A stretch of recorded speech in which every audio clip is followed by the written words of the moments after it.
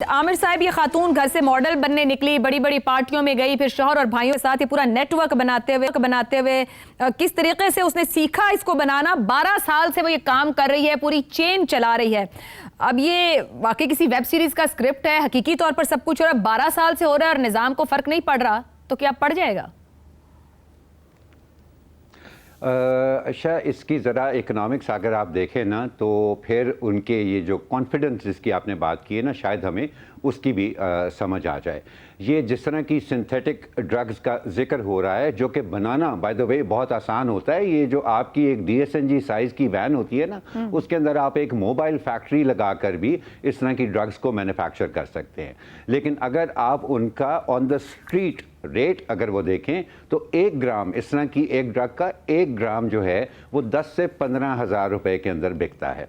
अब 10 से 15 हज़ार रुपए फ़ी ग्राम, और कहा जाता है कि जो इस ड्रग्स के, इस तरह के सिंथेटिक ड्रग्स के आदत होती है, उनके लिए 1 ग्राम का मतलब 1 शाम, या बड़ी हद है, बड़ी वो एहतियात करें तो 2 शामें होती हैं।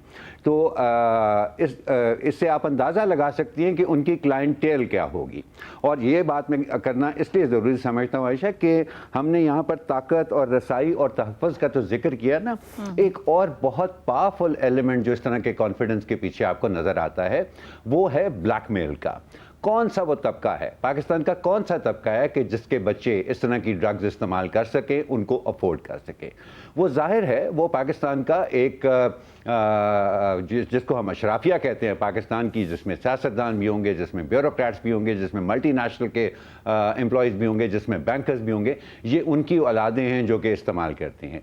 और इस तरह के लोग जो हैं वो जब इस तरह की क्लाइंटेल को क्रिएट करते हैं अपने लिए, उनको इस्टेब्लिश करते हैं, तो वो एविडेंस के साथ करते हैं, क्योंकि उनको अच्छी तरह से पता होता है कि जो वक्त इस वक्त अनमोल बीबी के ऊपर आया हुआ है, वो किसी वक्त किसी के ऊपर भी आ सकता है। सो उस सारे एविडेंस की मौजूदगी के अंदर जाहिर है फिर उनको बड़ा कॉन्फिडेंस और उनको बड़ा यकीन भी हो सकता है। यकीन तो होगा ही कि जिन लोगों ने मेरे खिलाफ कार्रवाई करनी है और जो लोग वादे कर रहे हैं मेरे खिलाफ कार्रवाई करने के, उनके अपने बच्चों के खिलाफ मेरे पास ये एविडेंस है।